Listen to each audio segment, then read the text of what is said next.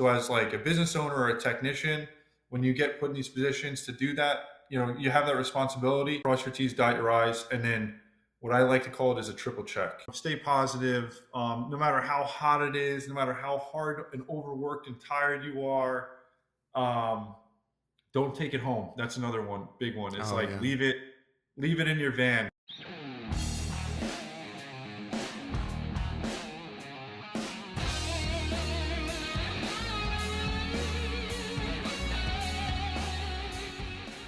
Hola, what's up, everybody? Welcome back to the Reliable HVACR podcast. I appreciate everybody for tuning in, watching this live. If you guys join the live chat, I appreciate you guys interacting with me and the guest.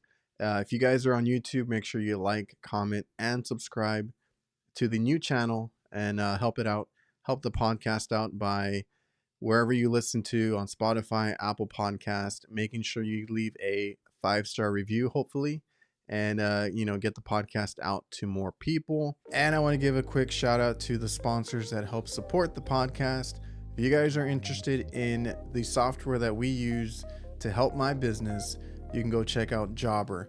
If you guys follow the link in the description or go to getjobber.com/reliablehvacr, you will get a free trial and discount and see if it can help you out. I also want to thank VETO Pro Pack, best tool bags out in the market. You guys already know I'm a VETO person. I have a VETO setup for everything in my van. So if you guys want to check out the link in the description, you can go to their website, go see all the bags that they have, go check out my customer profile that's there, and show your support. On today's episode, we have Richie Polenz. Hopefully I'm saying that right. Richie Polenz HVAC. You can find him on Instagram. I'll leave all his information in the description as always. Dude got into industrial right away, went through a couple different hoops for school, and then ended up running his own business. Basically, he's been doing this for a little while. He's new into the business side of things, has a background in accounting and a few little different tidbits that we'll get into, and I'll just let him tell his story. Enjoy the episode. All right, man. So real quick, I saw like you did a job recently with RLS fittings too. I wanted to ask you about that real quick before I forget. Yeah, How, yeah. did you use a whole bunch to do that?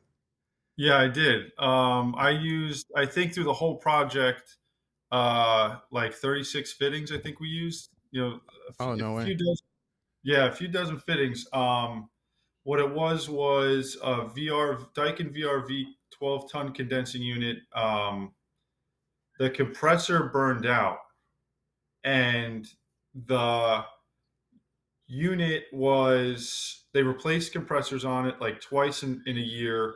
Then they started replacing boards and fans, the other contractor. And then we got the call to come in and see what we could do about fixing it. And if Mhm.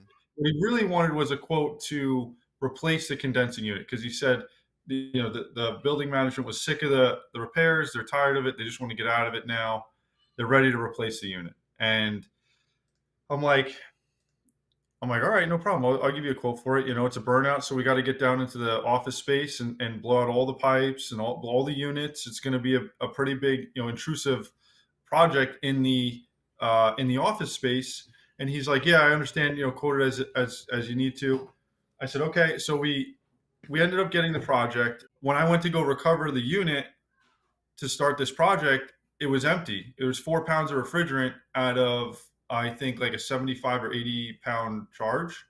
And I Oh, was wow. like, yeah, I was like, you guys know this thing's flat. There's no refrigerant in your system. And he's like, we had no idea. I found dye in the system in the oil. And I'm like, you guys didn't know there was a leak. There's people, there's dye in the system. What's going on? And he's like, no, nobody told us.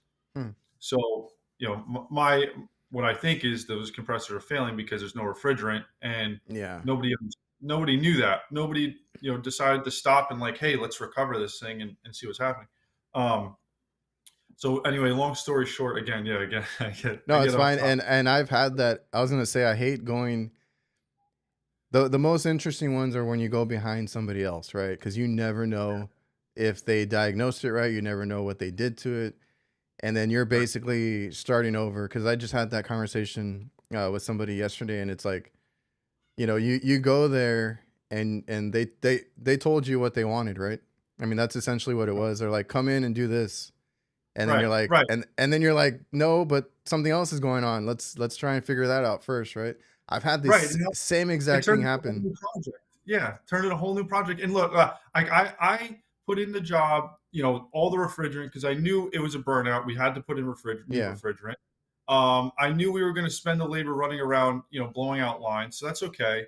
Um, but now it's like, wait, we have to stop and isolate each air handler, and uh, we have to find out where this leak is before we continue. So now the startup's delayed. I had to call Daikin to reschedule the commissioning because I was going to have Oh them yeah. come in and commission it, and they can't come in for the next week because they're slammed doing this work.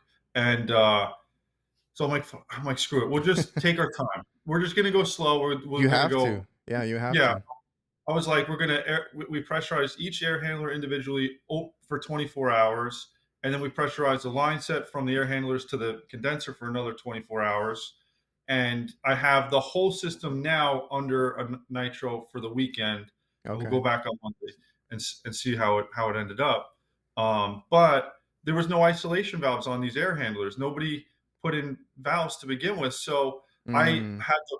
I ordered. I had all my fittings I needed for RLS, and I was like, shit, I need ball valves now. yeah. And I went on supplyhouse.com, and they have overnight shipping, and I ended up ordering, you know, 4 valves for each, four 3/8, 4 5/8, and 4 1/2 inch, I think it was, something like that. Were you able to Um, use the RLS fittings with those, or were those from RLS? yeah, so those were RLS valves. Those Okay, because were, I noticed that they started making like they actually make more stuff than people realize, right? Like they have the I think they have dryers too, the valves of different kinds, and then like their I fittings. think so. Yeah, I think so. Those valves are really nice. They're prepped. You don't have to clean them. I still sand them a little bit, but they're already deburred. It's like super clean. The ends. Yeah, They're ready. I still like to clean them myself and stuff just in case. And then Yeah. recently I saw they had a post about their flare fittings, which I kind of understand, right? You can torque them down, and then like after you got everything in place, you can press it in. Like it makes it a little bit simpler. Um, Yeah. even though I don't deal with flares a lot, I just make my own. Yeah. I did use a flare fitting from them. I do carry like I don't know, like 3 or 4 just in case, because I had Mhm. an issue where I had to put in a dryer and I wanted to use a flared fitting dryer, and the line set was just not long enough, right? And then like I don't want to go bust out torches on a high roof just for one like little joint. So Yeah. Yeah. I was like, oh, this is perfect. It gives me a few more inches, and then I can connect it. So that's where I use mine. Like That's all. I'm not gonna use strictly press or strictly braze. It's like whatever helps me out on the job. The building staff is so busy. Pulling them around, having somebody be a fire watch for us in the building. Yeah, When I told them, I don't deal with that a whole lot, but we do have a hospital, and it's required at the hospital, right? And it's a pain in the ass. yeah, it's a pain in the butt. And then some buildings they want you felt like a work permit and stuff, and have it present. And one customer we were working for, they had an OSHA violation, so they're super strict on, like, Mm. they have like fire blankets they supply us. They have extinguishers that are right there. They have a sign, a permit we have to hold on us, and which is fine. It's just and I'm like, look, I'm gonna be brazen for like maybe an hour, and then we're gonna be done. I know. I've done like I don't do a lot of big jobs. So for me it's even more in my head like I just got to do this small ass like reach in cooler, right? Like the Right. simplest of jobs, right? Two little joints or I don't know, 2 to 4 joints, whatever it is, and they're like 1/4 inch or 3/8 lines, right? I was like it's not that bad, but they Yeah. require a fire watch. They're not super strict because I've heard others like I was gonna talk to another guy that had or he brought up because a lot of people are using RLS now for big jobs, right? Like it's just easy in and out construction, fire watch, everything, that you're talking about too. And he's like, yeah, we have to have a fire watch. Like I don't know how many hours after the job's done, just in case there's any embers or anything um, I've heard that. I've heard of that before. that Yeah, might catch on fire, right? Like you got to have somebody there with a damn fire extinguisher just watching, how many hours, after the job. Yeah, that's wild. I don't know how, you could like you gotta kind of like fit that labor into if you have to have that, you gotta really fit that into the job. It's like hours, and then what is it, overtime? So someone's got to stay there. Yeah, That's because like the that's job, itself, guys. it's whatever you build out the time for, and then like it's the after hours or the day Yeah, after or whatever it is. This podcast is presented by Local. Local works tirelessly to help HVAC contractors rank higher on Google. They use an attack methodology to make sure that contractors dominate their local service areas and increase their market share and generate higher revenue. Reach out to Local at localhq.com/reliable.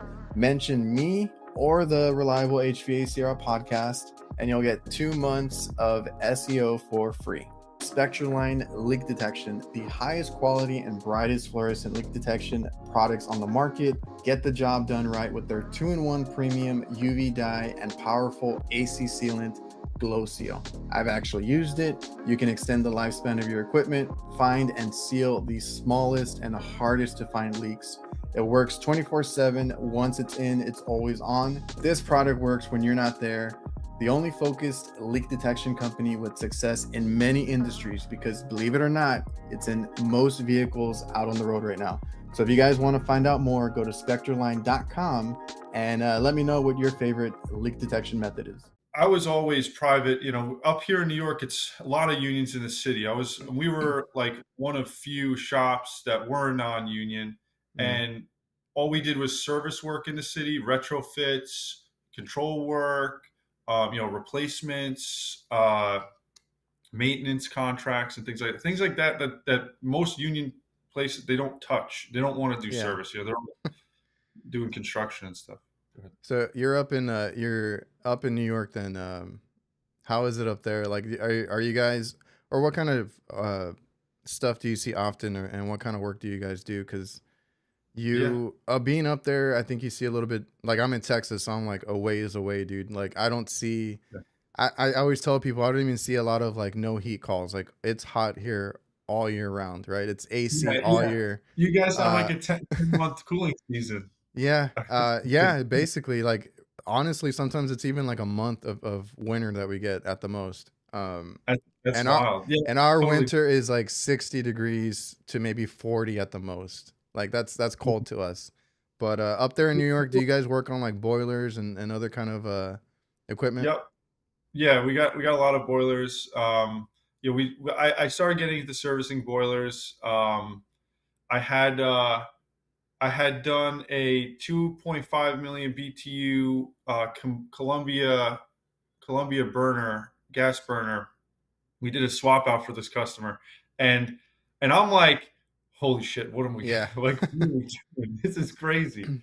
But it was really much more simple than I thought. I did a lot of research on it, a lot of reading on it. I had the reps come out, I had the factory come do the startup, and the commissioning, but yeah, it's a lot of boilers, a lot of heat. Our heating season is probably from November to March, and then cooling season. I mean, not even like there's a lot of shoulder season. Like Okay. September, October is the shoulder, and then you have even November too, and then you have April and May, maybe a little March. March is a little shoulder too, but our summer season, our real cooling season is only, gosh, I mean, we'll only have 90-degree weather for like 2 weeks, maybe Yeah, two because weeks. it's funny just talking to people, like, doing this show, and even the guys on HVAC nights, like, oh, well, they're more in the South, so they kind of get it. But like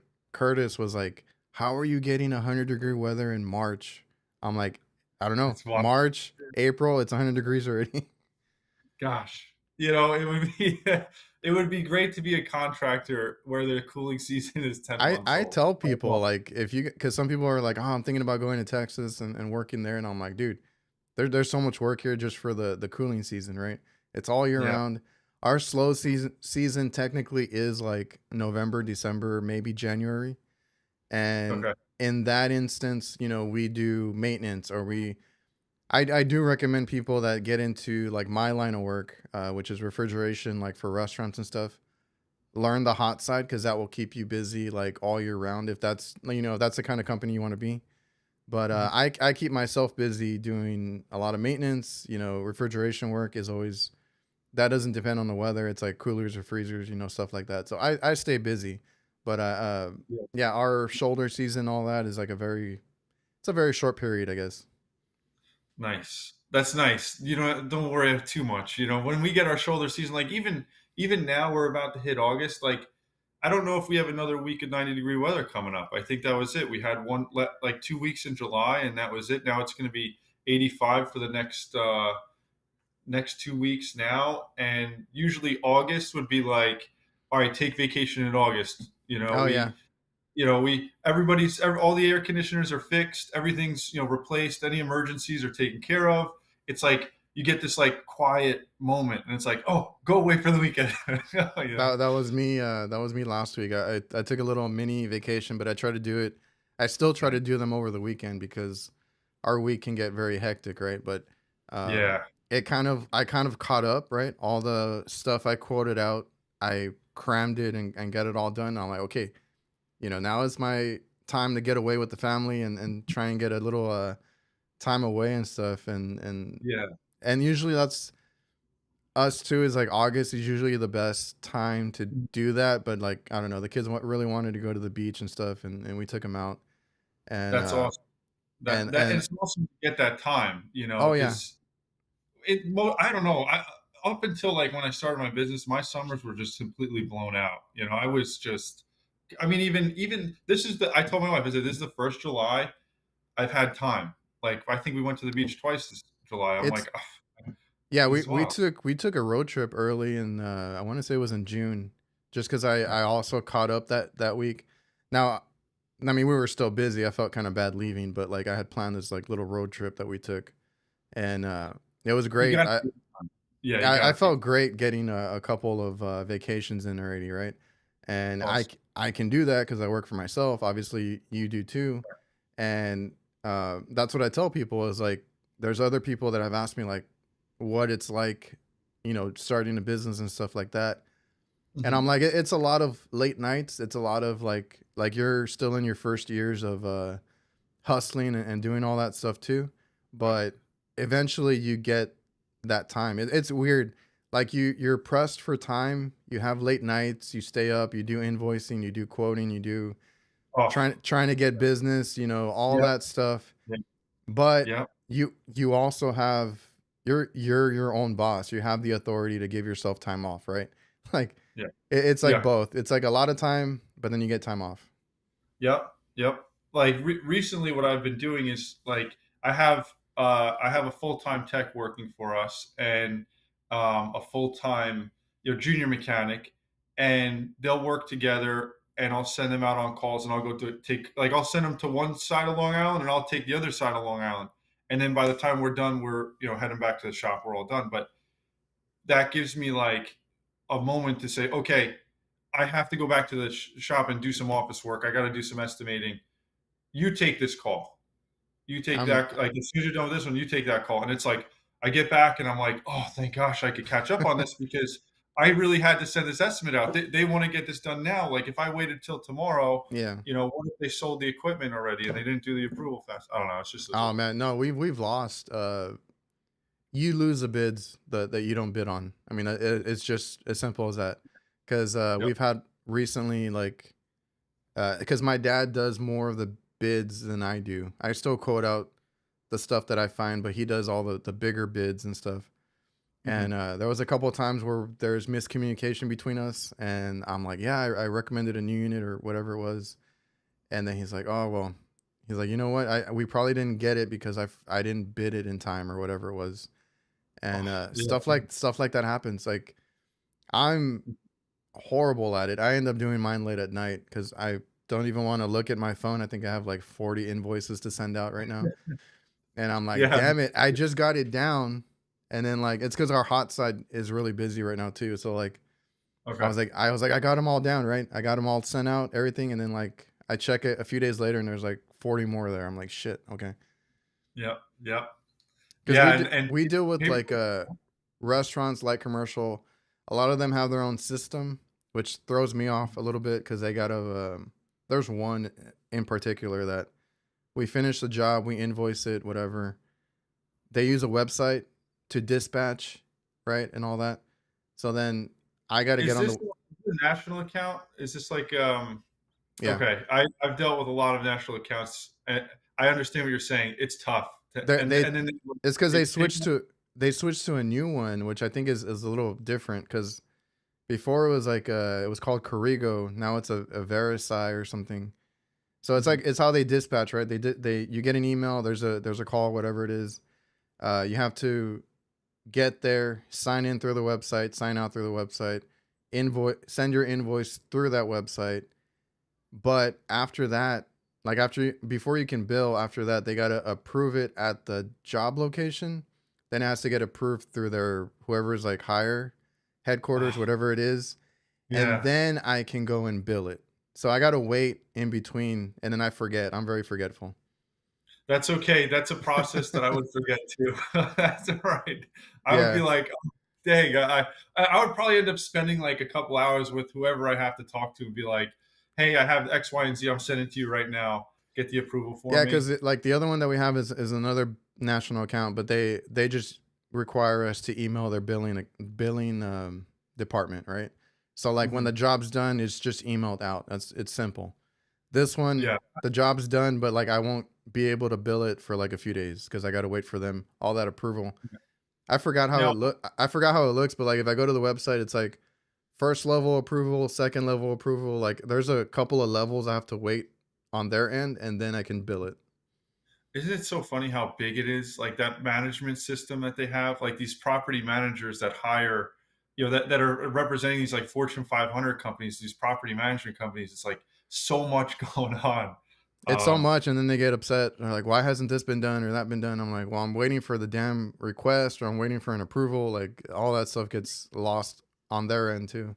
like I was never a residential guy. I didn't spend any time in my 9 to 5 career doing residential work.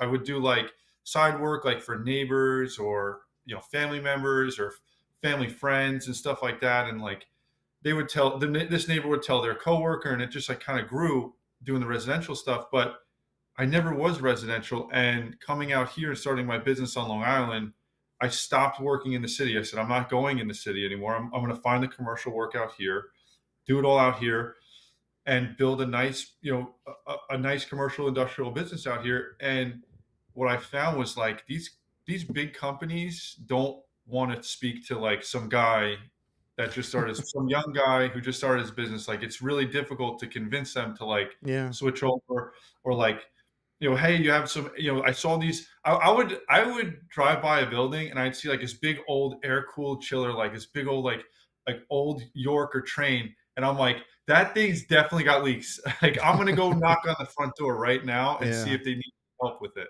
yeah. Like when you start, it's a lot of hustling and stuff. Like we went door to door, got small restaurants, and then built our name up and Okay, did it and and did it that way. yeah, and what I was saying about the residential was I had to fill in my time with residential work because this commercial stuff was, and then it was net 30, and it was like, all right, I got a couple good commercial customers, but I don't have enough. And so residential is, right away. You get paid right away. It's upon receipt. The person's got a check for you, the woman or husband.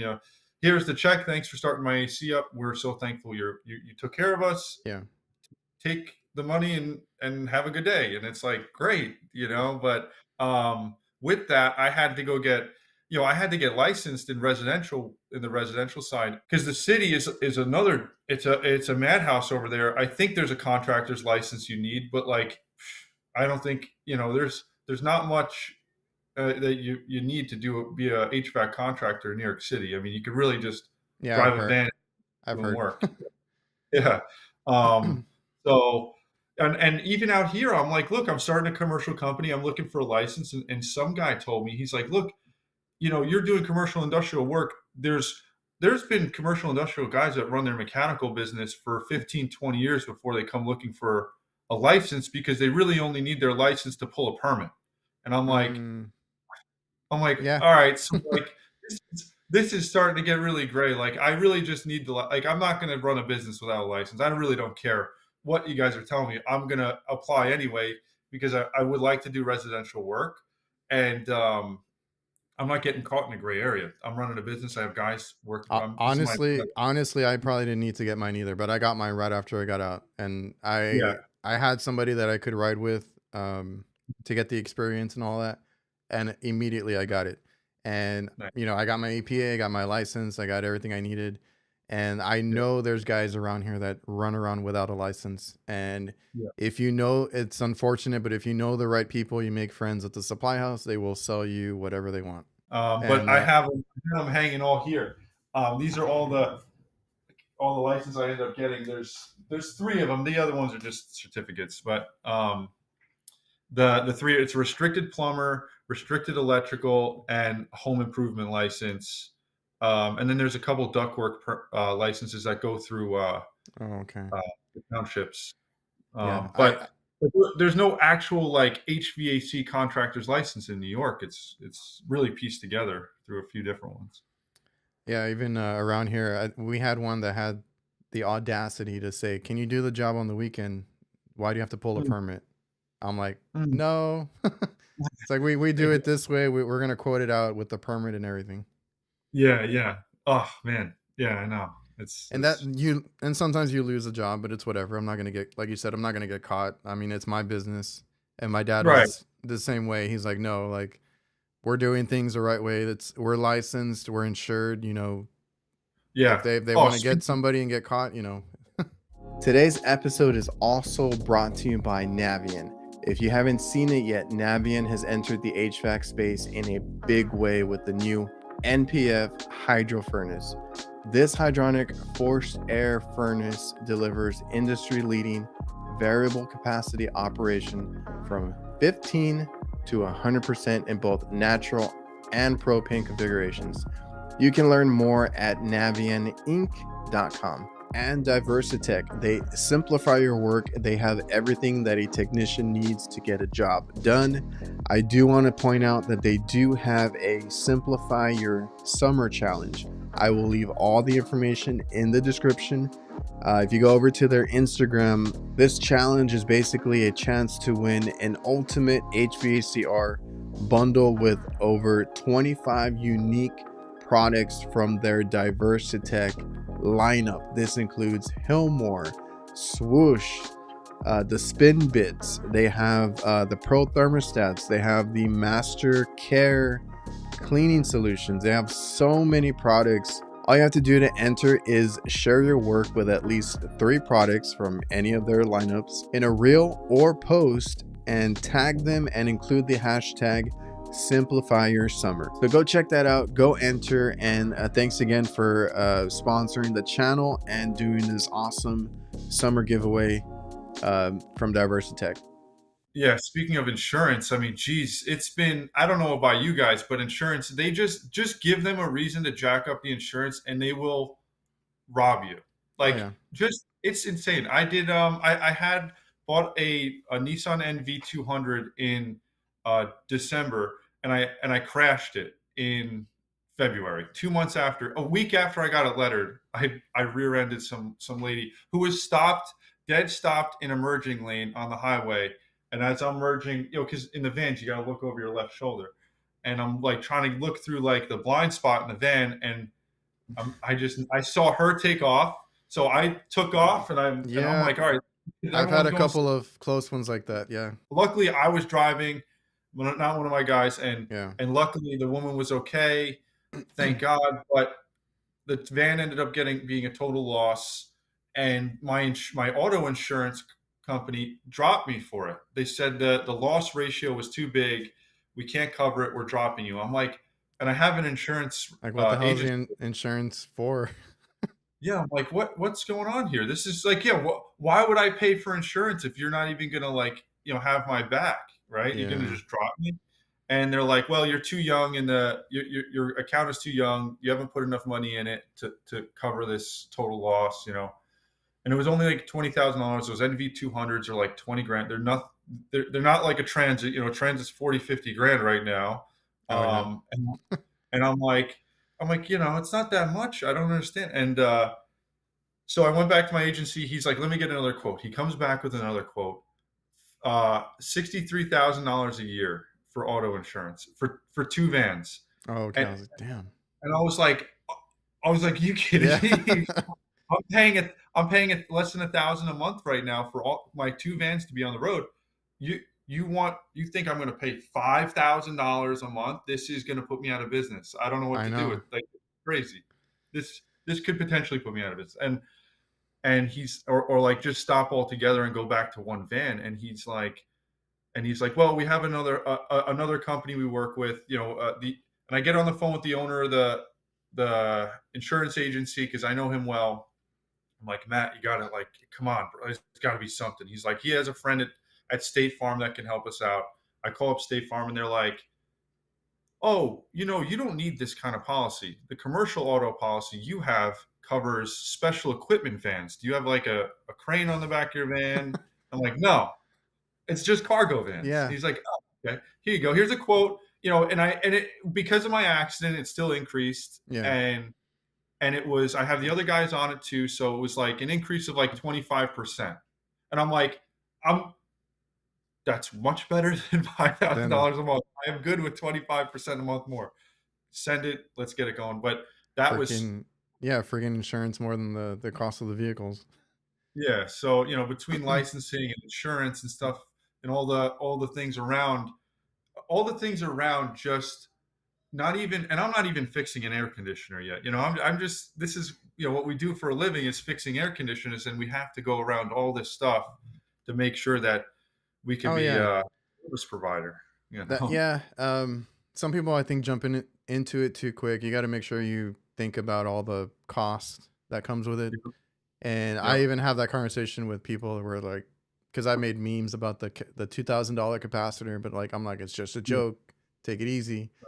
But I'm Right. like, Right. we're not going to go out there and charge you just like 10, $20, right? I mean, there's costs in the vehicle, the insurance, Right. gas, Right. everything. A lot goes behind it. Yeah.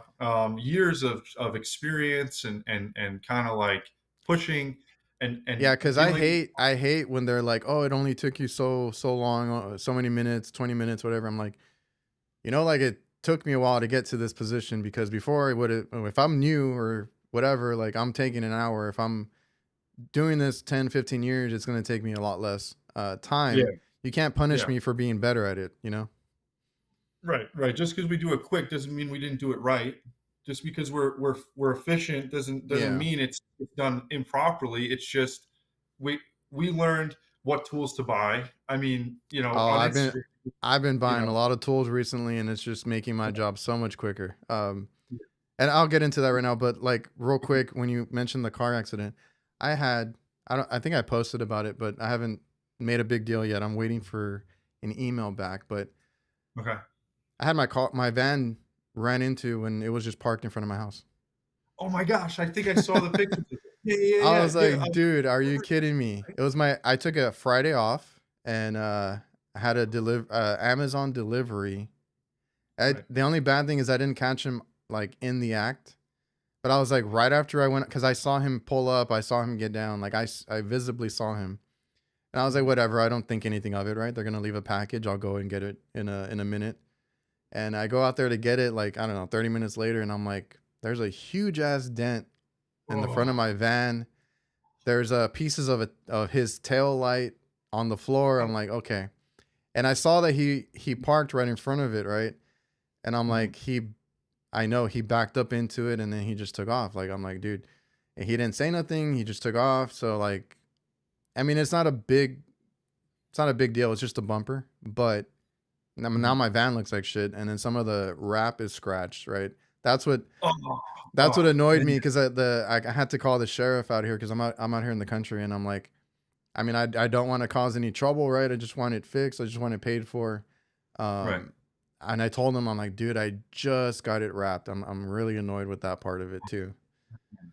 Oh, dude, that's what's scary about wraps. It's like, oh, Yeah, yeah, because I know. Jake had got his right before I did, and I Dude, think his looks good. Yeah, I saw that. That looks that slick. one is awesome. Yeah, Yeah. he said somebody. I forgot. I don't know if somebody opened. Oh, somebody opened the car door and like just hit the shit out of it.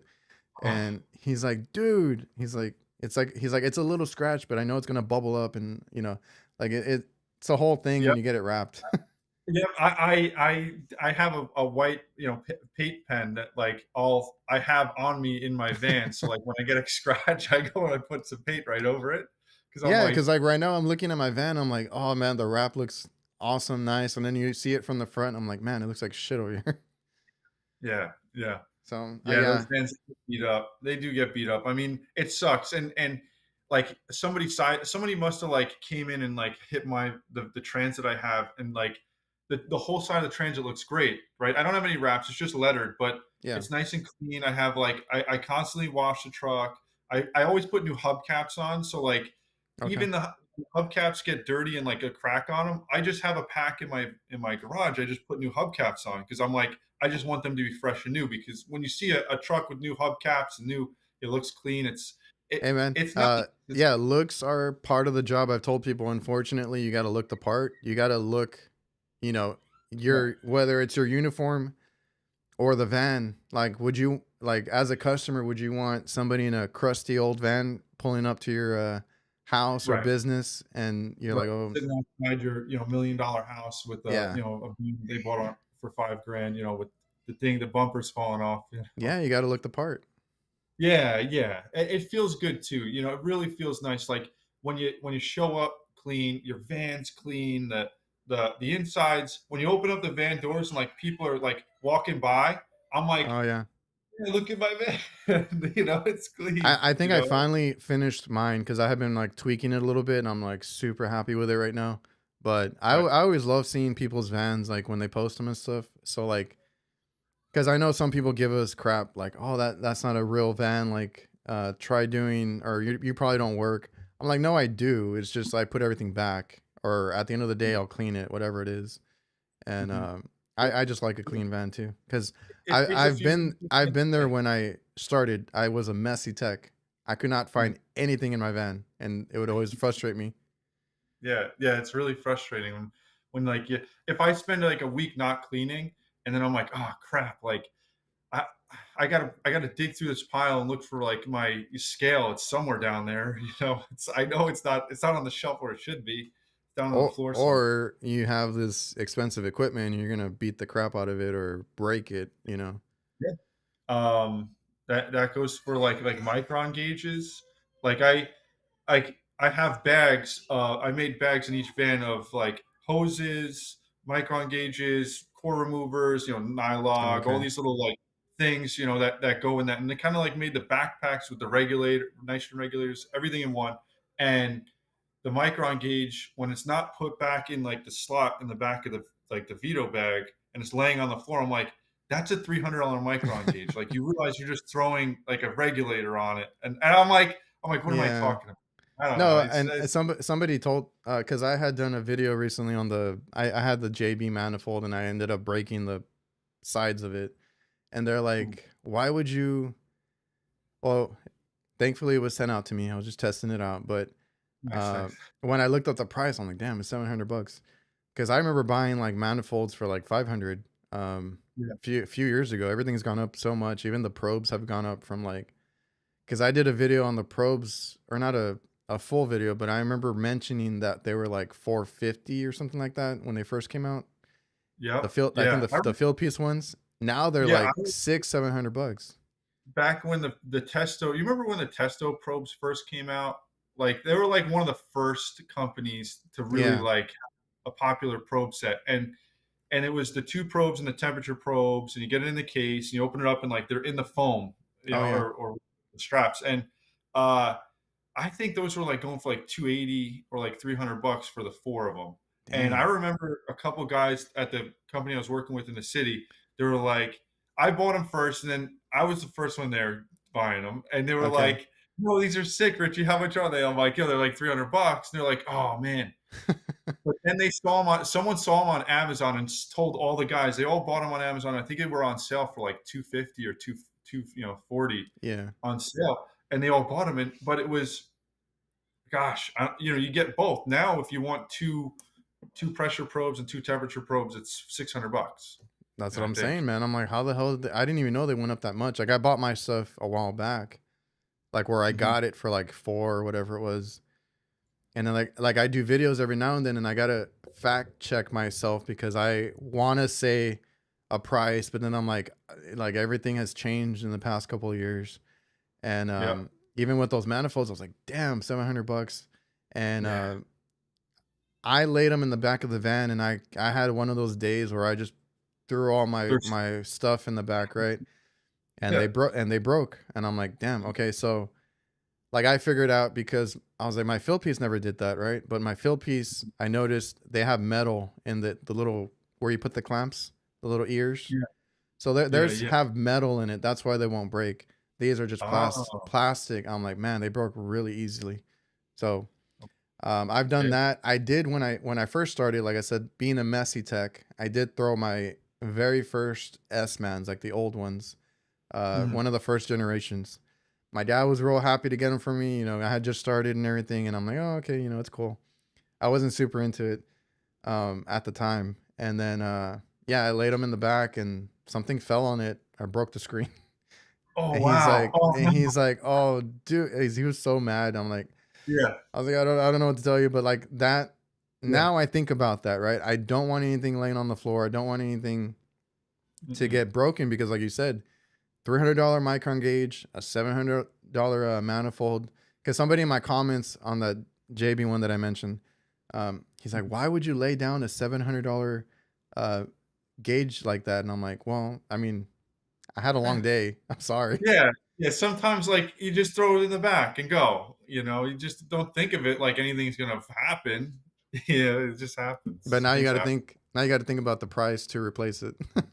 Yeah, yeah, and it's like we have multiple two vans on the road, two sets of everything, Oh, and I know.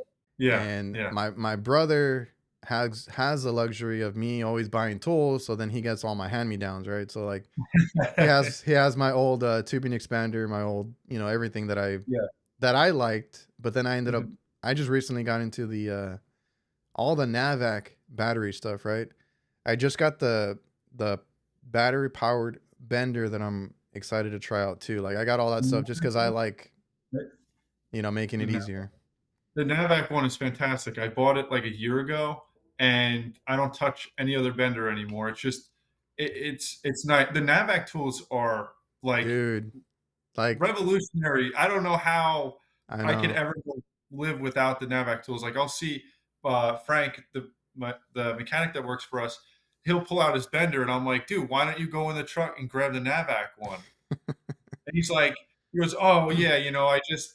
And I'm like, why wouldn't you ever want to use that? Like I use it all the time. And he's like, I'm used to this one. This is the one like that like fits like me. I just feel like I like work it. I can work it better. I had the Hillmore one, and on bigger pipes it would get jammed and stuff. So like I always got annoyed with it, but like I was used to it, so I just like I knew how to work around it. I knew how to use it, I guess. But Yeah, it was still annoying. I will yeah. say when they had like an event thing here at my local Insco, and Navec was there, and they had all their tools, right? And I was Mhm. complaining about my bender or something, and they're like, "Have you tried ours?" And I didn't know they had a hydraulic one, right? So they have the pump one. Yeah. That thing, I don't know how they made a hydraulic one that good, where it's like it bent. We were doing like I think we were doing 7/8 or something, and it bent it like butter. I was like, holy Okay. crap! No Oh my jamming, no and like it jamming. Nothing got yeah, stuck. squeezing, yeah. It doesn't And get it stiff or was real easy to pump. It was real easy to get it to release, and I pulled it out, nice. and I'm like, how? I was like, mine always. I always have to beat mine with a hammer to get it out. Yeah, yeah. Yeah, yeah, yeah. It's tough the bending that copper with those benders. The Navac bender is way, way easier. Just makes Well, life easier. I will say It like you can't go wrong if you get their hydraulic or their power battery powered one. They both do really well yeah. because I think they're trying to Another get into more like they're trying to expand their lines, right? They're known for the battery powered stuff, but I think they're trying to expand like making sure everybody's covered, like whether you yeah. want to pay the They big bucks or get the simpler stuff. they have that swedging tool, the hydraulic, not the hydraulic, the battery powered swedging tool, and they also have a handheld, a little handheld swedging tool. It's like a super old school, like there's Yeah, nothing. I didn't know they made that. I saw that. Yeah, it was like $35 or $30 or something. And like one day I was like, oh, you know what? I'm gonna throw that in my bag. It just looks like it would be, and it saved my ass a couple times. Like just having it in the bag, because So it I works didn't have a. pretty good. Yeah, it works good. It's for what it Cause is. I It's tough to swipe Yeah, with cause your. like for me, sometimes I don't want to bust out the big tube expander for like, cause I do a lot of small stuff. So like 1/4 inch or 3/8. Sometimes I just need to make a quick connection. And I saw that, I'm like, I wonder how well that works. But after trying their other stuff, I think it's probably, I'm probably gonna have to pick it up too. How Yeah, long go have ahead. you been in the trades? I started May 2013 in the field. In the field, I started May 2013. I went to community college for occupational studies in electrical service technician as electrical service technician. You wanted So to I did it. be an electrician? Yeah, yeah, yeah. I was.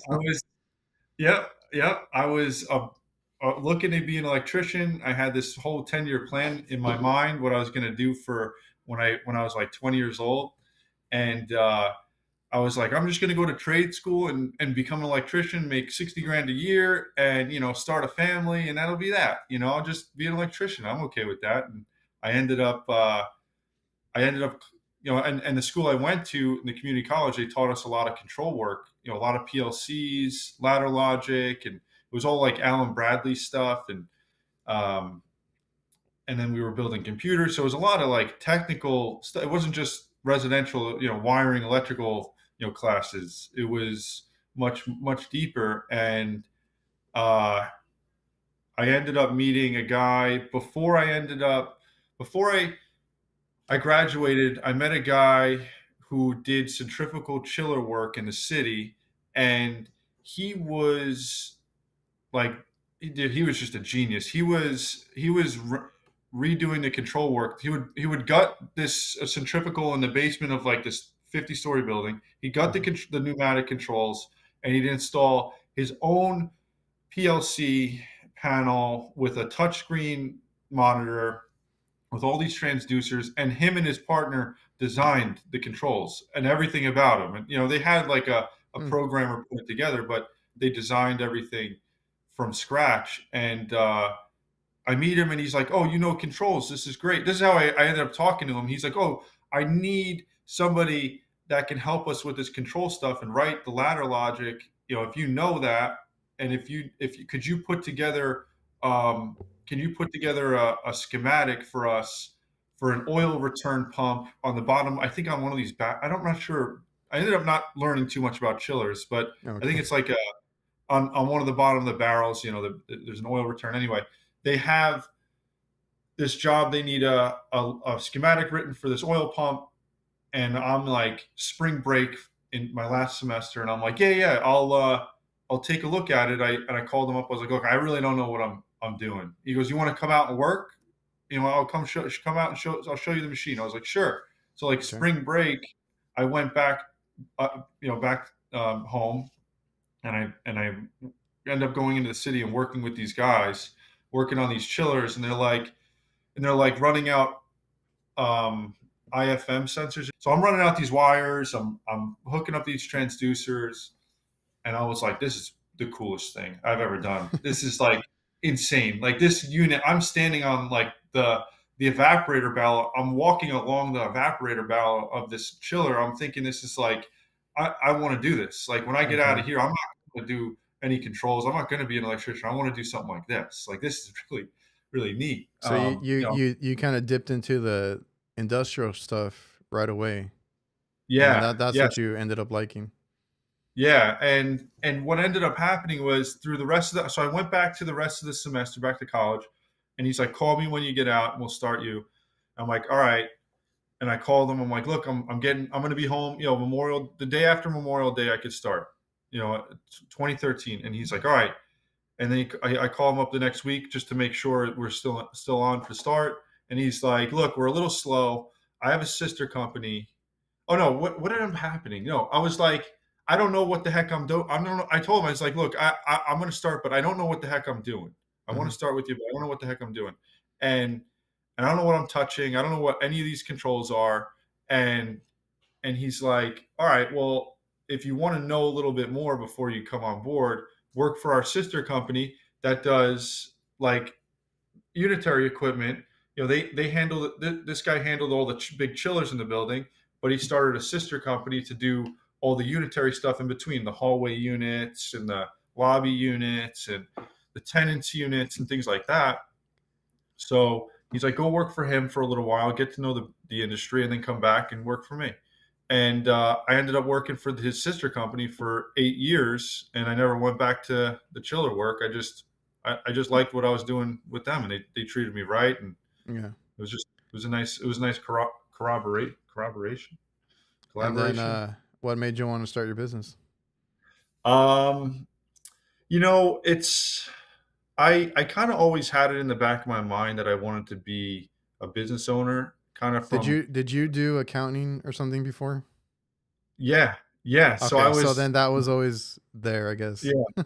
Yeah, yeah, I was doing accounting. So originally I was going to be an accountant, and then and then I dropped out of school for that because I was like, I can't, I don't have my ADD is way too bad for this. I'm never going to get through this in my like at like 19, 20 years old. And so yeah, and then what ended up happening was, my dad was an entrepreneur. My dad had a car service company. He had two of them in New York City. In like, my dad was a little older in the 70s, 80s, and 90s. He was he owned a cab service, and in his business, he started off with 5 cabs, and at the end of his career, he had 100 cabs. So he built a pretty substantial business. He had 400 drivers for him. Running a 24/7 car service. And then things changed in New York City. They came out with a whole bunch of regulations. Uh, he ended up closing up the business. He got older. He just sold everything. Okay. So, but I grew up going to his shop. I grew up, he had an auto body shop. He had, his dispatchers. He had his office people and stuff. So I was, as a kid, I was always going into Queens with him and like going and hanging out in his office and talking to the mechanics and talking to hanging out with they're painting and stuff, and I'd be hanging out there, and they're like, "All right, Richie, we got to paint. You got to get the hell out of here, man." I'm like a little kid, messing Did you around. ever get Running. into the mechanic stuff? No, not really. I mean, me and him fixed a couple cars together. We Okay. changed some like head gaskets on a car, that he had bought me when I was a kid. Because And my then my grandpa was a mechanic. He taught all his kids how to work on cars. So I got a little bit of that when I went to hang out, and I went to yeah, go hang out because he had like a shop at his house at one point, and I would yeah, go over, be in the shop, hang around. Um, and then my dad and a couple of my uncles are really into classic cars, so we got into that too. We started fixing up like these old cars, yeah. and I have one right now that I just need to get it fixed, but it's a 62 Pontiac, and I can't wait to get that on the road again because it broke down on me. But Nice. I grew up Yeah, around cars a lot, and then even going back to your electrician conversation, that my dad was an electrician. That's what he started at. nice, So nice. then he Yeah, he moved over to food service, but yeah. and it's funny how the HVAC trade is a little bit of everything, and it's almost like if the electricians that are going to be really good like can do something else too. Like if you can really grasp controls, electrical stuff, and a little bit of plumbing, you can grasp the mechanicals of all these little things. A little bit of car stuff, you can grasp all the mechanicals of this stuff. Oh You yeah. can do HVAC really well because HVAC is very mechanical. Everything you touch has an effect. Hmm. Anything you move, anything you put out of place, you leave a panel with a loose screw and a half an inch of space off the panel. You don't tighten the panel. The mechanicals of the system is completely screwed. It's Yeah. never going to work right. If you leave the panel open a little bit or something like that. So, um, I It's like think, me having to constantly remind my customers on like these reach-in coolers, like do not block the airflow. Like you're gonna screw the whole thing up. Then I get a yeah, nuisance call for iced up coils. And people are like, "What's airflow? What do you mean it needs airflow?" Like, what do you You mean know we what? just, stuff the hell out of it? Yeah, yeah. No, So but it's that's a good point because my dad has had that mindset, right? He was an electrician. He got a job opportunity to do food service, and he's like, hell yeah, I can learn that. I can do that. And he applied what he already knew to learn that, and he just, I mean, he got in the books, and he was always doing nice. trainings and stuff like that, and he won an award there.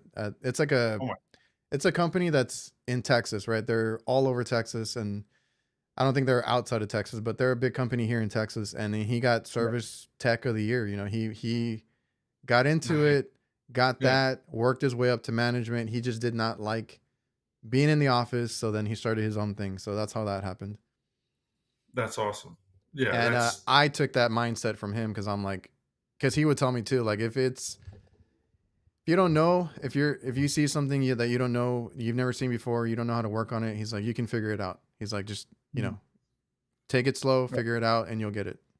Right. Read the manual. Read when you Oh, read. You know when you read I the used to manual. do that all the time. I would take the manuals even from the if we put in a system or anything like that, I would take it home with me and read it. Yeah, and I'll read a manual and be like, wow, they asked for that. That's actually pretty interesting. That makes a lot of sense. That's probably why X, Y, and Z didn't work last time because that's what they're asking on this. Whatever. But it's I just do funny. that. I do that all the time, and I just recently had one where I called tech support for something, and I'm like, I pulled up the manual. I was Mhm. like, I read it front to back, and I had questions for them, and they're like, oh, but this is a unique situation because they're like, oh, that's not in the manual. But then they explained to me how a certain controller worked and stuff. And that's like with this Daikin project, the VRV system. I'm like, I sat down and read the manual for like 4 hours just because I was like, you know what, I'm just going to read this thing. I'm going to see what the heck's going on with it. I wanted to see how to. I had to open the EEVs. Like I wanted to open the EEVs for the air handler so I can make sure to blow it out properly. Oh yeah, And I'm like, nothing's telling me how to open these EEVs. Maybe I could do it through the. I have to power up the condenser, but and then I'm like, wait, let me see what happens if I just put nitrogen through the system. If the EEVs are open, it's okay, only a two pipe air handler. I'm going to put air through the unit. Let me see what happens. And it was full flow. It was full flow right through it. So I'm like, yeah. oh, You, I, it's probably the same on what the ones I see like on the walk-in boxes and stuff. They ship normally open until you apply power to it, then they're gonna close. ah, I yeah, that's forgot I got somebody gave me the lingo on it. I forgot how it but works, but I know when that's like they're yeah. new because I've had a equipment that I've and people still thank me for the videos because I film stuff even when I'm struggling, right? Mhm. And I had an EEV that we thought failed because I even called tech support and they were like, yeah, change out the EEV. But the thing is, it was stuck open. So like, no, this one was stuck closed. So like a power was applied and then like it never opened back up. So that we had a board failure, which is long story short. But then I noticed when they had me replace the EEV, this was before I knew it was a board. Now we had it where it never closed, right?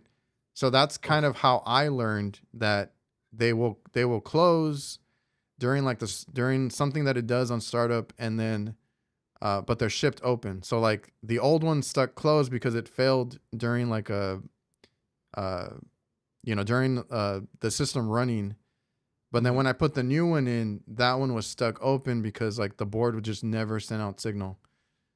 So that's how Yeah. I learned how they're open or close. And I'm like, oh, okay. Because the first time it would always pump Mhm. down. The second time it would never shut off. Yeah, that's a tough one to diagnose. It's like a back and forth and trying to So run around. now I know, and that's one of those things that we can go Yeah, back to as far as like experience. Now I know because I've told my guys, if you yeah, see this issue, if we do a couple of these tests, don't even think about it. Change out the board, right? yeah, Because yeah, yeah, I already know. yeah. All these relays and then you hear like and then once weird stuff starts to happen, like I'll be there for like an hour. Like, what the hell's going on? Like, I checked and ohmed out, Yeah, whatever. I checked I had that too. everything that's right, and I'm like, you know what? This is crazy. This is the board. This is not me. I'm not doing anything wrong. This board's driving me crazy. and I it's had driving me I had one down a different exactly like road. that, and I ended up doing a video on it because I wasn't even recording that day, just Yeah. to explain it to other guys. Because I had another walk-in box that the customer wanted installed. Right, they bought it, we installed it. I'm not familiar with this brand, and it was all electronic. The stupid thing just would not go under like 45 degrees. It was a cooler. And I'm like, what is going on? You know, I did everything the right way. I even like took out the charge and waited back in just to double check Oh, because yeah. we had a hiccup during vacuum. We didn't have all the valves open, so I'm like, did we screw something up? You know? Right. And then finally, because like that's why I'm currently getting another set of probes because I do a lot of like startups where I'm like, I need to know my pressures on the roof, and I also want to check the superheat in the box because they have a That's true. port. They have the port inside, right? And Yeah. I hate going back and forth, you know, getting my probes and putting them on down, putting them up on the roof. I'm like, I'm Yeah. just gonna get another set after this situation. But essentially, what happened is I had a transducer bad from factory, so the stupid Gosh. transducer was reading like 20 psi off or something like that. So Wow. it was not giving me the proper superheat and not Right. opening the EEV properly. I'm like, no freaking wonder, because it kept icing up, and I'm like, it's acting like a restriction, but I doubt we have a restriction. And I trusted like you said, you're there all day trying to figure it out. I trusted that that thing was working, or that computer was working the way it's supposed to. And then it's the damn, it was a bad signal, right? Jeez. That's how you learn. And that's why I made the video. Yeah. I'm like, if you guys have this issue, do this, or always do that. I'm always going to double check now the readings that I see Right. on the board versus mine on startup. Right. Right. Just because it's a new unit doesn't mean everything, the factory installed everything correctly on it. No. A couple Linuxes, I do service work. So there's a national, like this company I do service work for, they deal with the national accounts. And when they need service support for some of these like really nuisance calls, they'll call me in, and like I'll go to like like a Taco Bell or wherever, but they'll install. Can I say the manufacturer's name Yeah, that's fine. of the Lennox? It's, I don't know what it is, but recently Lennox units have, and all these ones they've been replacing, the factories like not connecting wires where they should be. Like I found Hey, wires. yeah, I see weird things too. Yeah, and I'm like, these units are not running, and I'm like, this is a weird call. Like this is a weird, like, why is it giving me like a high pressure, but the high pressure switch is closed, or like uh I don't know, all these weird things, and I'm like, there's wires disconnected, like on the terminal block. There's just a wire hanging loose. I'm like, how is this from the factory? You'd never No, think. and I mean, I keep it real. I post my daily stuff sometimes, and Yeah. I've had, I think it's commercial. Is it commercial allied? I think it's a Linux branch. Okay. It was an RTU. Some customer got all brand new ones on their roof, right? And I went out for a second opinion because I think it was tripping the breaker or something like that. So I found Mhm. a compressor that was grounded, and then I started looking, and I realized that because it was an RTU, two stage, two compressors, Mhm. and I think they were both heat pumps. So it was like reversing valves. You have all these extra lines, and it Yeah. was a really tight spot, like for this compressor compartment. All Mhm. the lines were touching, so there ended up being a rub out, and I'm like, these things are brand new. Like, how the hell does that happen? And Right. then that compressor that grounded was because it did not have a safety at all. Like, there's no low charge safety on it, low pressure. I'm Out like, of all that technology they put in there, you can't put in a and I'm like, switch. why, right? So I'm there scratching my head, and I'm like, okay, well, you need another compressor, and they had to go through another company, but Yeah. I was like, you have a bad compressor, but you also have a leak. You lost all your charge, and this thing has no safety. So, I mean, do with that Right. information what you will. I'm just gonna write it up.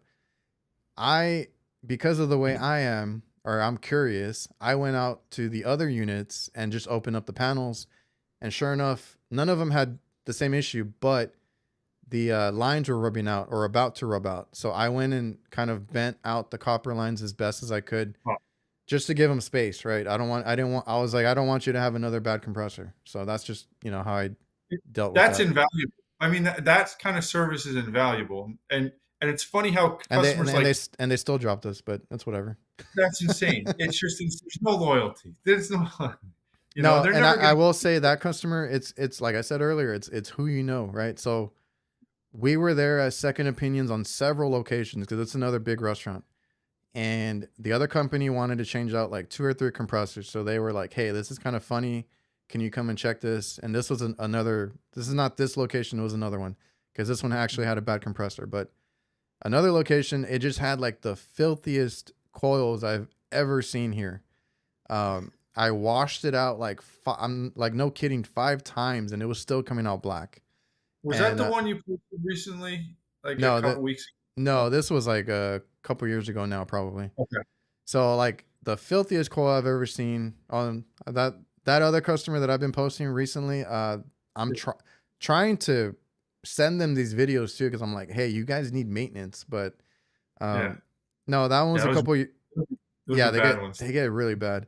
Um, no, that other one was a couple years ago. So we went in there and I was like, okay, you don't need compressors, you just need cleaning, right? Like I can come back, take care of Right. all this for you because the guys had disconnected compressors and like condemned them and everything. And I was like, I'll get it going for you. I got one going that day, and I was like, I can get the rest of them going for you. There's no big deal. And I fixed some other stuff at another location that somebody couldn't fix. Like I went around and did. I thought I was doing a pretty good job. The guy that hired us called us because he remembered us, and I recognized him because he was like a cook at somewhere that I used to work at, right? Um, Mhm. and he recognized us because we were always real friendly. Like you got to make friends when you're at these businesses, right? Because I always tell people, especially in the restaurant business, you never know the cook, the waiter, they could move up and be managers, one day, right? And Yeah. that's how that worked out because he was like, I remember you guys, and he saw our van, our number, and he got us Yeah. in that one. And I was like, oh, this is a good account, a lot of money Nice. to be made here. And Right. he got promoted after we got in, and he left upstate. And the guy that took over for him was buddies with the previous company, so they got back in. Oh, So oh, it's who you know. That's what it yeah. is. Yeah. Yeah, you're right. Yeah, you never know. You never know who's gonna, and then like also even technicians like in the city a lot of the times other techs, they'd call and be like, "Hey, I now am a building operator, an operating engineer, here. I remember you guys from this building. Can you come in here?" And that's how they would do it a lot of times. It'd just be word of mouth. These other guys you run into in the field or in And the it, industries. and it's funny because people ask me all the time, like, how do I get work? Or even I've even talked to other guys about it because I'm curious too, and because I get Mhm. that question a lot. I'm like, well, mine is word of mouth, right? So I'm like, let me compare it to others, but a lot of people it's word of mouth. It's like Yeah. word of mouth, your work speaks for itself, but also like, are you networking, right? Like, are you networking with? I network with other trades, other companies, as long as they're not being dicks about it. But like, Yeah. anybody you Yeah. can, even the supply houses, they'll give you work sometimes. We got Yeah. into warranty work, getting like knowing people, like that's how you get work. Yep. Yeah, I agree. I agree. There's the company I worked for out here for a year during while I was a technician. When I started my business, I went to the owner of that company. I said, "Look, I just want to let you know I started my own business out on Long Island. If you ever need any help with anything, because we left on good terms, Uh I huh. was out here working for him, and it was a lot of residential stuff. And I came to him one day and I was like, "Look, I love working for you. He's a great boss and he's got a big heart and he takes care of his guys. But I'm like, I just am not interested in residential." At the time, it was like 2016, 2017, I think.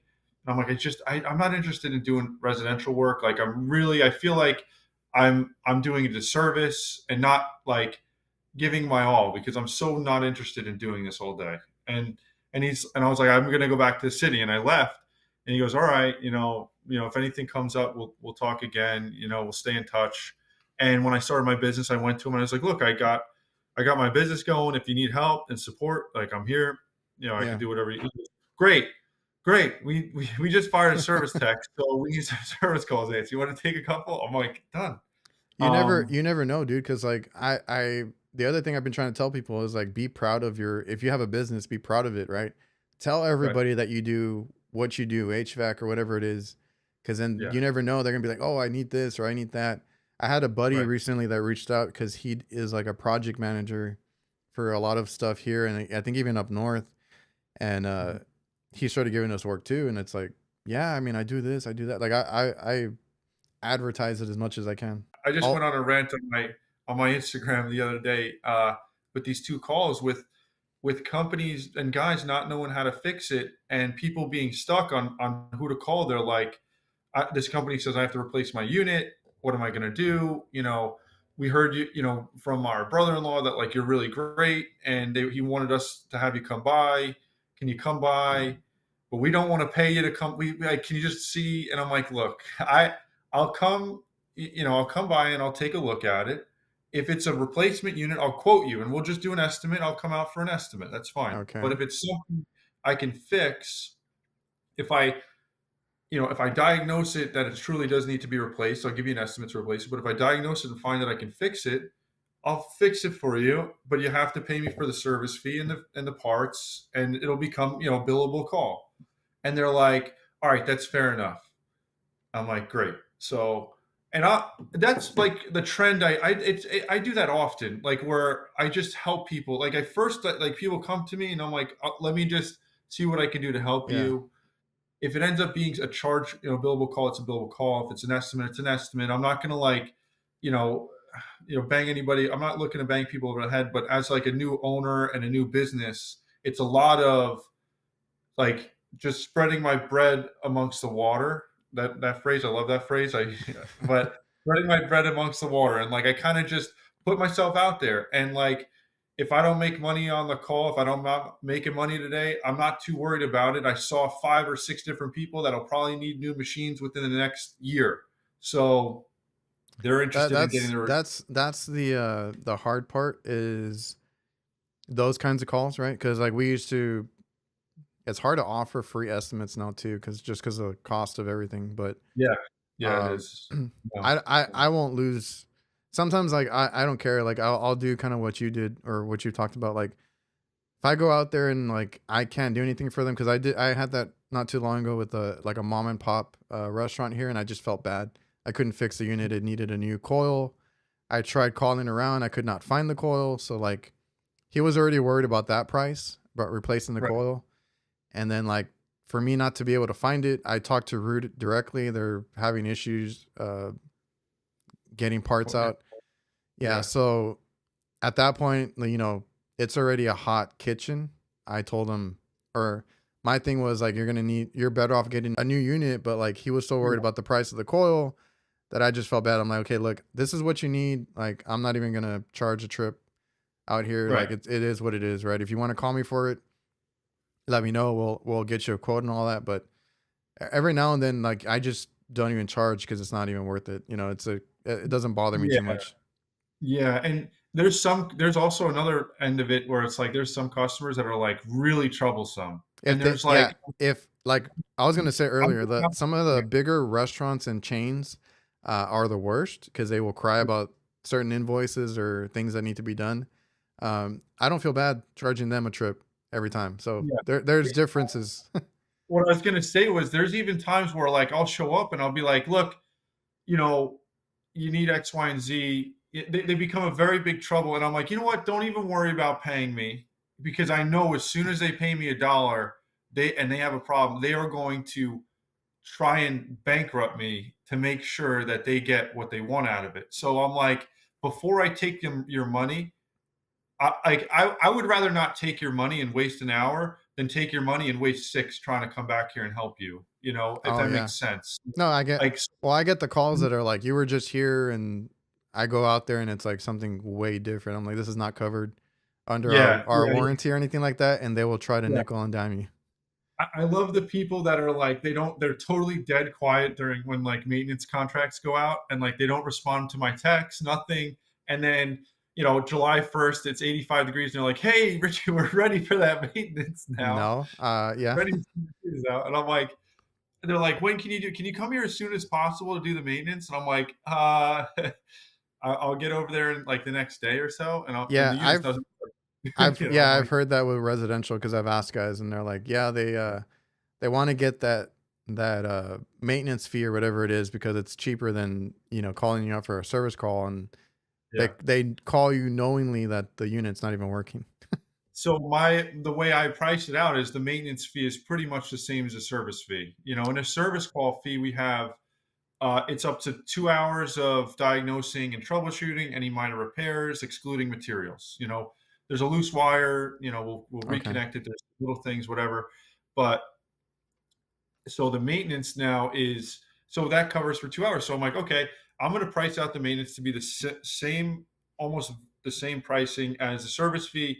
It's going to be the same labor, maybe a little bit of chemical, maybe some tablets, maybe a few things, Yeah. here and there, but really, really minor costs.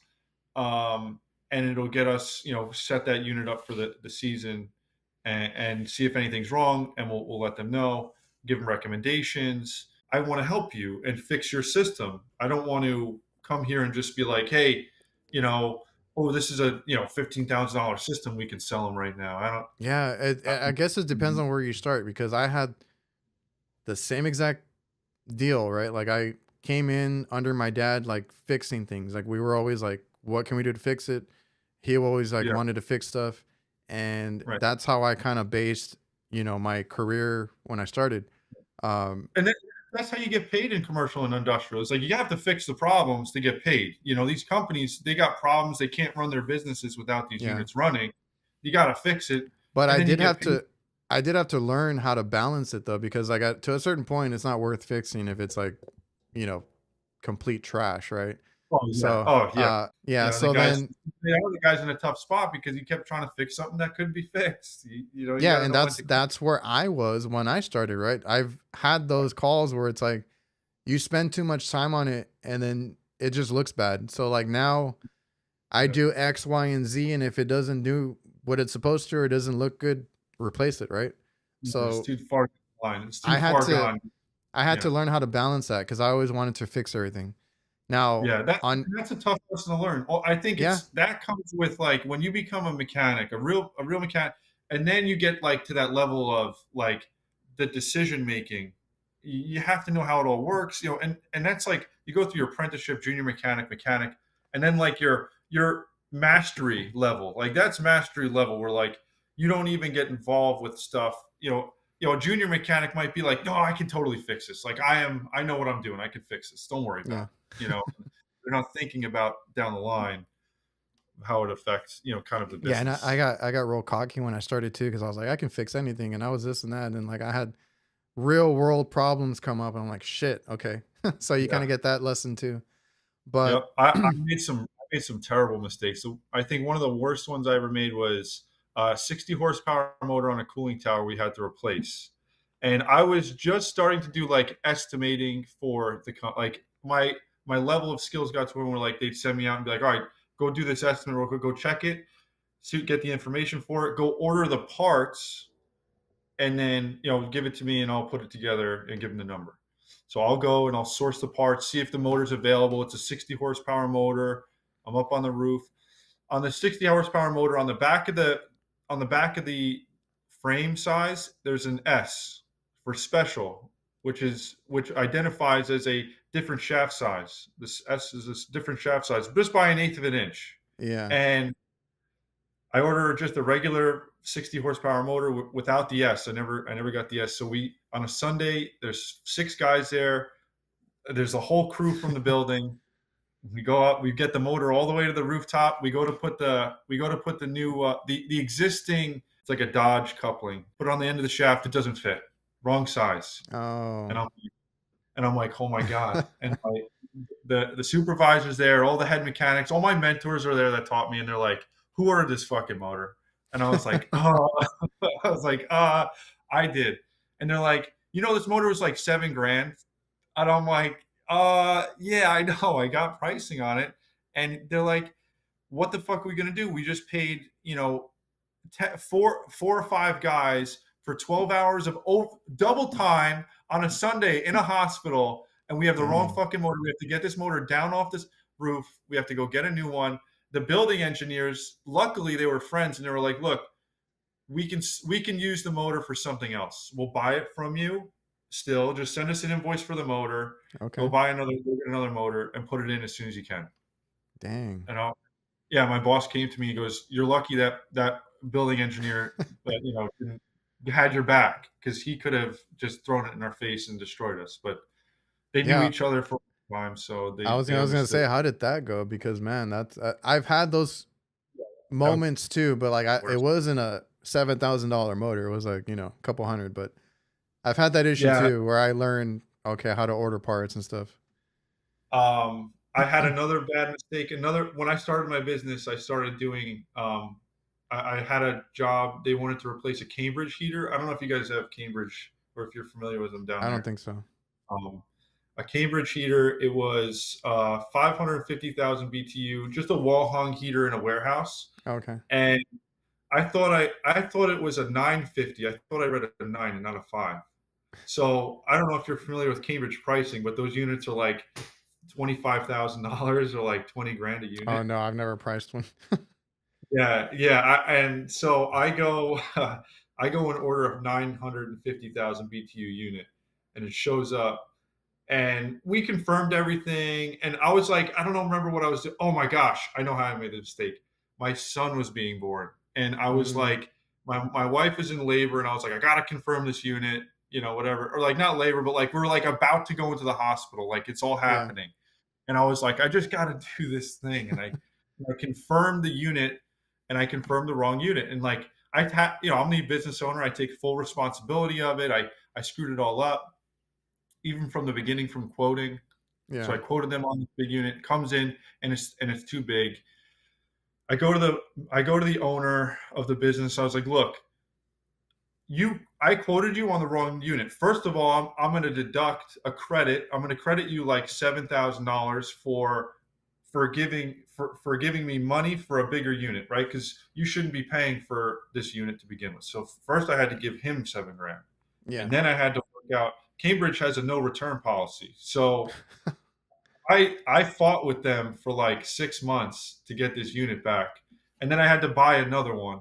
So I'm fighting with them, and what they ended up doing was covering I had to pay like an extra $2,500 or 3 grand Yeah. for the new unit, for like delivery and stuff, and like a little bit of markup.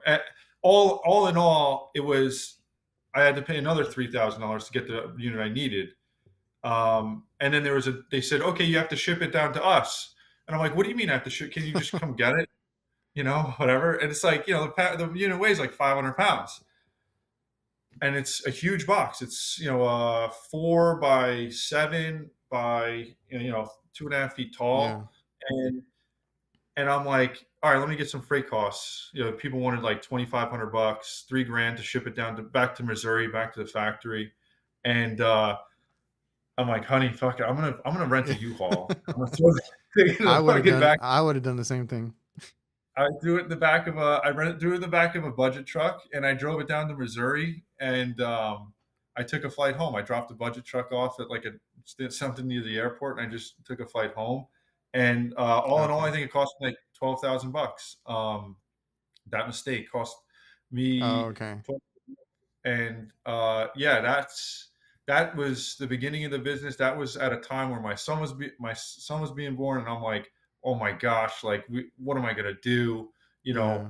My wife's about to rip my head off because she's like, what? We just had a kid. Now you got to spend all this money. You made this fucking mistake. You're never gonna do this again. So I've made some pretty bad mistakes. And it's something that you really got to be careful of. Like, and that was, I'm like gun ho. At any time I'm like gun ho, I make mistakes. It's just like, I get a little bit like maybe I'm doing something a little bit out of my element. Maybe I'm doing something a little bit too quickly. So as like a business owner or a technician, when you get put in these positions to do that, you have that responsibility. Dot your, cross your T's, dot your I's, and then what I like to call it is a triple check. You triple check it. You call the customer again. And you say, "Look, I'm not here to bother you. I'm here to triple check. Mm-hmm. That deposit we got. We're going to order the unit. I just want to make sure we're good to go. Whatever you have to do. That's like one huge thing is like you start to get the responsibilities. You got to really check everything and No, not screw yourself. I love that, and I love that Yeah, triple check because that's something that I've always said. I'm like, I don't care, just yeah. double check, triple check. Triple check. Yeah, the triple check is underrated. I like it too. It's a really good habit to get into. Even teaching the guys like to troubleshoot or something when they have calls to me. It's like, what's your supply temperature? What's your superheat? What's your subcool? What's your return? What's your pressures at? And then like, all right, go pull the filter out real quick. Just make Yeah, sure, right? Go it triple check. you got to check your basics because it's always gonna. I Yeah, always tell people a lot of times it's just something really dumb. yeah, yeah. It's not always like the most difficult call. Uh, No, but like difficult call. I that was a good note to end on because I did want to ask you like how how do you keep your business afloat if you kind of want to end on like a little advice there, just Um, being new as you are in the business or yeah, running a business. you got to have a good attitude. You got to have, no matter what happens, no matter how much money it's going to cost you, don't ever take it out on the customer. Don't ever breathe, don't start a fight. Don't give them an attitude. If you're angry about something, when you walk up to that customer, you just tune it out. Yeah, I think That keeping would your cool is a big deal because I grew up with my dad being a hothead, my grandpa being a hothead, kind of rubbed off be, on me. But then I noticed my dad was not like that at work. I mean, certain things will tick him off, and if he has to stick up for himself, he will. But I was like, okay, you got to have like a certain personality to be in business because you make one wrong move and that's your business. when I walk into a customer's home, I want them to be like, "Oh, Richie, I'm so happy you're here. I'm so glad to see you." Hmm. Not like, "Oh, he's coming now." All Oh, right, this guy. yeah, oh no, I need, that's not. So that would be it. Stay positive. No matter how hot it is, no matter how hard and overworked and tired you are, um, don't take it home. That's another one, big one. It's Oh like yeah. leave it in your van. You shut the van off. You go to hop out. Work is over. Just go into your family. You had a bad day, go smile, be happy you walked into your home with your family. You got dinner on the table. You got, your kids are smiling and happy. It's a good day. It's not anything to get, you know, No, that's a good point. I've always tried to yeah, do that, and like you your kids will remember that stuff, right? Like if you're yeah, always upset at the house like because of work, if you're always working, if you're always in a bad mood after work, your kids are going to remember that. So just leave it at, right. like you said, leave it at the van, get in, enjoy your family time. And Yep, as a yep. business owner, you do a lot after work, but like try to keep it separate. Yeah, yeah. You got it. And it's tough. Like right now, as a business owner, my office is in my home. My business is everything. Every facet of my life has been taken over by my business. We're Everything. the same way because we don't have a shop. I don't know if you guys do or if you work out of the house. No, no, all out of the house, out of the garage. Yeah, we're the same. I put a shed up in the backyard and another two sheds. One's got all the lawn stuff and the yard stuff. One's got all the kid stuff, and then the garage has all the the Yeah, that's how we've work done it. stuff. My dad has a few like little shed warehouses in the back too. Yeah. But yeah, and then like one little thing I did when I used to do was when I would get home, I'd change my socks. Like no matter what, I put like nice like crew socks, like socks that were like really comfy. I had these like really comfy socks I used to buy, and I would put them. I don't know. It's weird. It's It's weird to say. like an I never really attitude cared. change. Yeah, yeah. I'd put on new socks as soon as I walk in the door. It's like I get dressed, I put on my fresh pair of socks, and I'm like, comfortable. I'm home. Yeah, No more it's stress. whatever you got to do, man. Yeah, it's a weird one, but yeah, it's works. Well, I appreciate you for coming on. I think we had a great conversation. So Yeah, this appreciate is a lot of all the insights and everything in your business and how you came in. fun. Thanks, man. Yeah, I was happy to talk to you, man. This has been great. I'm getting to know you and stuff. I've been watching you for like freaking over a year now, and I'm like, and it's so nice to put like the personality together with who I'm seeing. No, because You're really because really good. I started doing the whole AHR thing, so that's how I've got to meet people. But like doing the Yeah. podcast is how I've really gotten to, because like when else do I get to sit down with somebody for like an hour or so and, talk to Yeah. them. So this has been a cool um, thing to do. And I really enjoyed this episode, man. Cool, man. Yeah, I'm happy to hear it, man. Anytime you're available, you reach out. I'll love to do I was, another I one was with you. going to say, like, I didn't even get through all my little talking points. I think we could definitely do something else in the future. So I'll Yeah, save for sure. that for next Okay. time. Okay. And Cool. Yeah. yeah. So everybody watching and listening, I appreciate you guys for tuning in, and I'll see you guys next time.